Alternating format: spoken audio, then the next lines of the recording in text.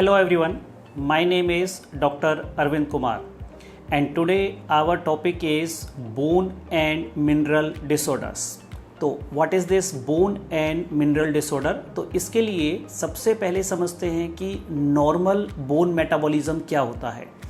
तो हमारी बोन्स में दो तरह के सेल्स होते हैं, एक है ऑस्टियोब्लास्ट जो कि बोन फॉर्मेशन में हेल्प करते हैं और दूसरे होते हैं ऑस्टियोक्लास्ट जो कि बोन को रिजॉर्व करते हैं, यानी कि एक तरह से गलाते हैं बोन्स को। इन दोनों सेल्स के बीच में बैलेंस होना बहुत ज़रूरी है। अब बोन जब बनती है तो उसको स्ट्रेंथ चाहिए और वो स्ट्रेंथ प्रोवाइड होती है कैल्शियम और फॉस्फोरस के डिपॉजिट से। तो ये है नॉर्मल बोन मेटाबॉलिज्म। अब कौन से हार्मोन्स हैं जो इस बोन मेटाबॉलिज्म को कंट्रोल करते हैं और हेल्दी बोन्स के लिए चाहिए? तो इसके लिए दो हार्मोन्स होते हैं, एक है PTH that is parathyroid hormone, जो ग्लैंड होता है जिससे कि पीटीएच निकल के बोन से कैल्शियम को ब्लड में लाता है, यानी कि एक तरह से वो बोन को रिजॉर्व करवाता है। और पीटीएच का दूसरा काम होता है कि फॉस्फोरस को किडनी से बाहर एक्सक्रीट करवाना। दूसरा हार्मोन है जिसे हम विटामिन भी बोलते हैं और वो है विटामिन डी। विटामिन डी का रोल है कि हमारी इंटेस्टाइन से कैल्शियम को एब्जॉर्ब करना और वो कैल्शियम फिर बोन्स में जाके डिपॉजिट होगा। अब बैलेंस होता है विटामिन डी और पीटीएच के बीच में। तो अगर विटामिन डी कम है तो पीटीएच बढ़ जाएगा क्योंकि ब्लड में कैल्शियम चाहिए। तो ये पीटीएच बोन को गला के बोन का कैल्शियम ब्लड में बैलेंस करता है। अब इन सब में किडनी का क्या रोल है बोन हेल्थ के लिए, कैसे किडनीज कंट्रोल करती हैं मिनरल बैलेंस को और बोन ग्रोथ को? तो लेट्स अंडरस्टैंड।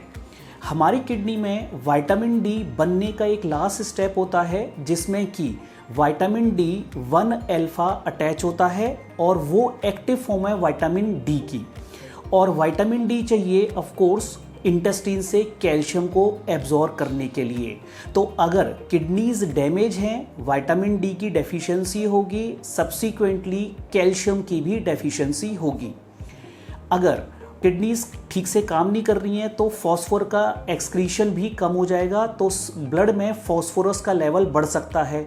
अब ये फॉस्फोरस, हाई फॉस्फोरस क्या करता है?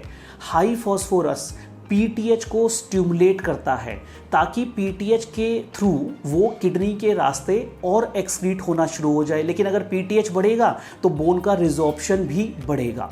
तो इसीलिए किडनीज बहुत इंपॉर्टेंट रोल है इस बैलेंस को मेंटेन करने में। Kidney have a very very important role. Now अब ये बोन डिसऑर्डर के कॉजेज़ क्या हैं, कैसे हमारी बोन्स अफेक्ट हो सकती हैं?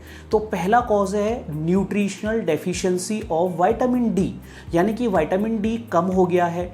तो अगर विटामिन डी बच्चों में कम होता है तो उस कंडीशन को हम बोलते हैं रिकेट्स, और अगर ये अडल्ट्स में कम हुआ है विटामिन डी तो उसे हम बोलते हैं ऑस्टियोमलेशिया।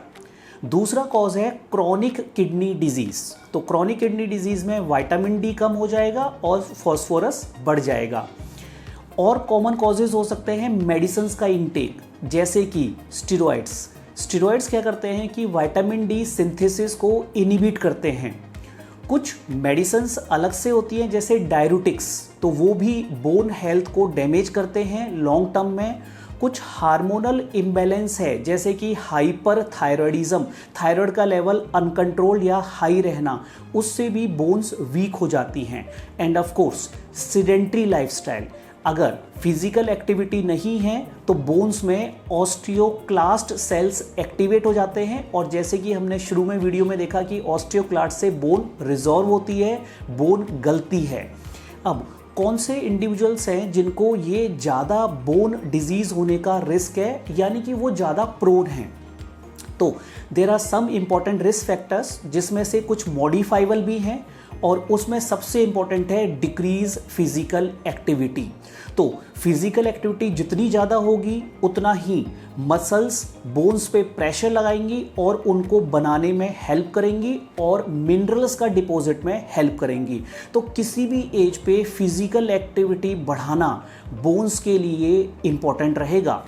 दूसरा कारण है, रिस्क फैक्टर है डिक्रीज सनलाइट एक्सपोजर। आजकल हमारे सारे जितने भी वर्क्स हैं वो इंडोर होते हैं, हम बाहर कम जाते हैं, maybe because of pollution, maybe because of weather. तो इसीलिए हमें थोड़ा सा सनलाइट का एक्सपोजर लेना ज़रूरी है, क्योंकि सनलाइट के एक्सपोजर से हमारी स्किन में विटामिन डी बनता है। तीसरा रिस्क फैक्टर है, यानी जिसमें इंडिविजुअल्स ज़्यादा प्रोन रहते हैं, वो है क्रॉनिक किडनी डिजीज़। इसीलिए जो इंडिविजुअल्स को क्रॉनिक किडनी डिजीज़ होने का रिस्क ज़्यादा होता है, जैसे कि डायबिटीज़ या हाइपरटेंशन, उनको फ्रीक्वेंटली किडनी फंक्शंस टेस्ट कराना बहुत ज़रूरी है। चौथा है डाइट। ऑफ कोर्स अगर डाइट में कैल्शियम कम है, फॉस्फोरस कम है, तो हमारी बोन्स भी वीक होती है, क्योंकि बोन्स के लिए कैल्शियम भी चाहिए, फॉस्फोरस भी चाहिए। तो ये जो रिस्क फैक्टर्स हैं, इनको हम कुछ हद तक मॉडिफाई करके अपनी बोन्स को हेल्दी कर सकते हैं। तो इसीलिए टेक होम मैसेज है, बोन हेल्थ बहुत इंपॉर्टेंट है। इसके कुछ मॉडिफाइबल रिस्क फैक्टर्स हैं, उन पे हमने वर्क करना है। और अगर क्रॉनिक किडनी डिजीज़ का कोई भी आपको सिम्टम लगता है तो तुरंत अपने डॉक्टर को कंसल्ट करिए, वो आपके लिए टेस्ट एडवाइस करेंगे और बोन हेल्थ को वो मेंटेन करने में आपकी बेस्ट गाइड हेल्प करेंगे।